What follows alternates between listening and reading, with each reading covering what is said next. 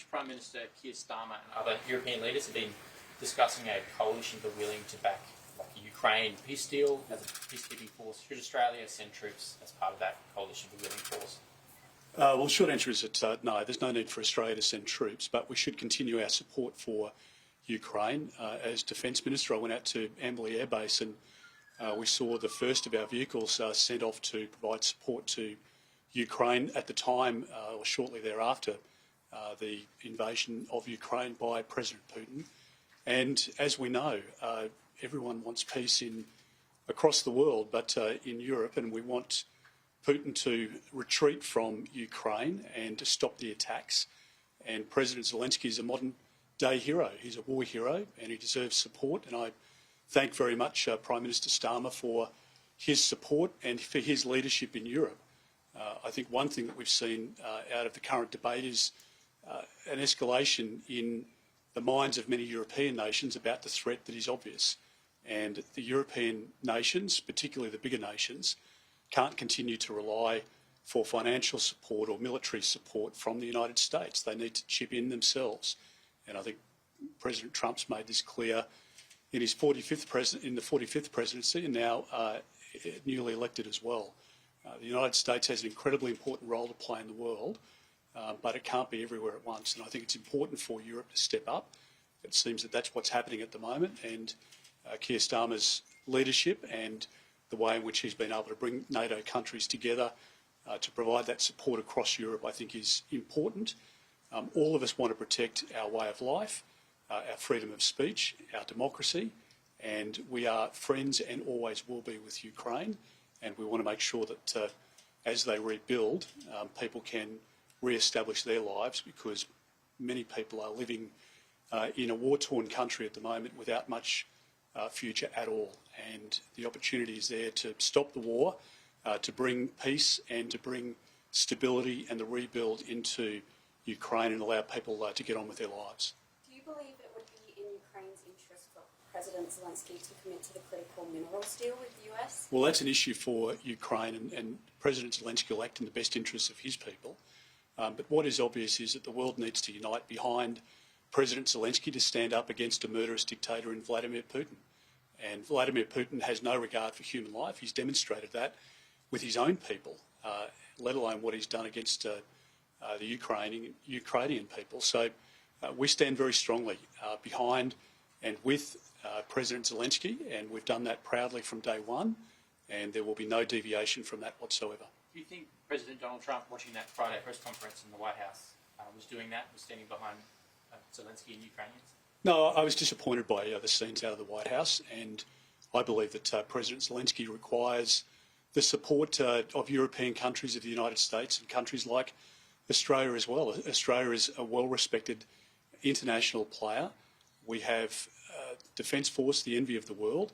We do need to provide more support to the men and women of the Australian Defence Force, but we need to recognise also that, that European nations need to invest more heavily in their own defences and the defences right across Europe.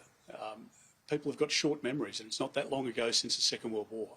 And when the Prime Minister says that we live in the most precarious period since the Second World War, he's right. And what we know is that bullies don't respect weakness.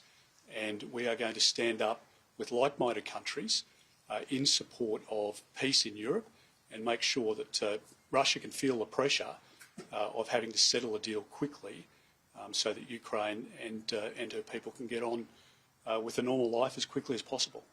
Redbridge polling out today showed that 2/3 of voters want a Prime Minister who can manage Australia's relationship with the US and the President Donald Trump. They considered you to be the best equipped to do so.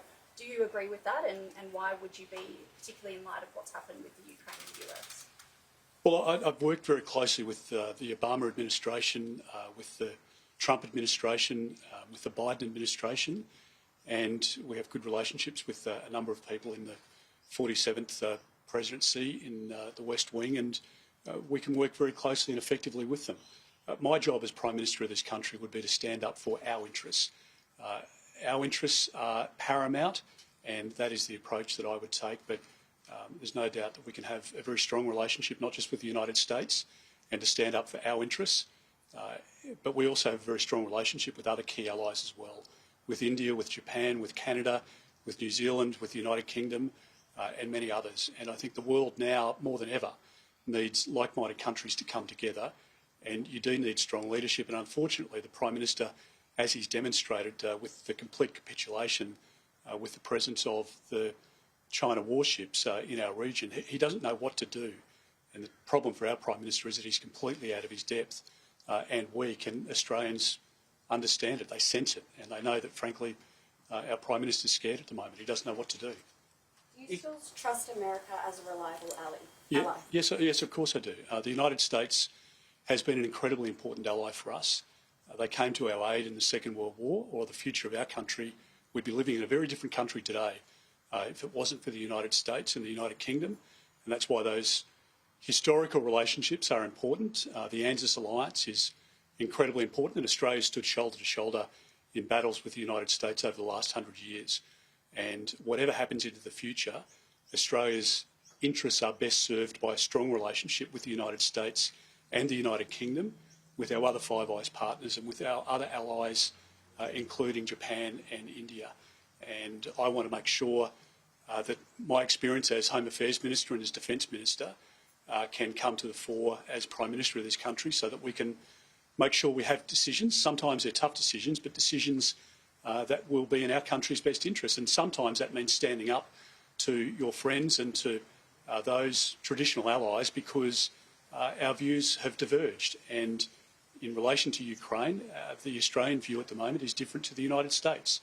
And my job as Prime Minister will be to lobby the President of the United States to reconsider his position in relation to Ukraine, because I think it's in all of our collective best interests if we're able to provide support to Ukraine, and that's something I'm dedicated to. If Ukrainians can't trust the American president to back them, why can Australians trust him? As I say, Australia has had a relationship long-standing over a century of our troops standing shoulder to shoulder on every battle, and we've done so because we've fought back against tyrants before. When we saw terrorist attacks in the United States, and we've seen terrorist attacks in France and the United Kingdom, attempted terrorist attacks here in our own country, we've shared intelligence with the United States, with France, with other partners in the Middle East, including Israel. And our interests are best served when we've got functioning relationships, when we can work together hand in glove, which we do with the United States. And I hope that that's the case for many, many decades and centuries to come, because ultimately Australia is an island nation of 27 million people, effectively in the middle of nowhere, and we need to make sure that we have strong defences, and we need to make sure that we have functioning relationships with allies like the United States, because nobody can really predict what will happen, what threats will come our way over the next century, and that's why we need strong leadership in this country, and it's why I think people understand that the Prime Minister is just not up to the job.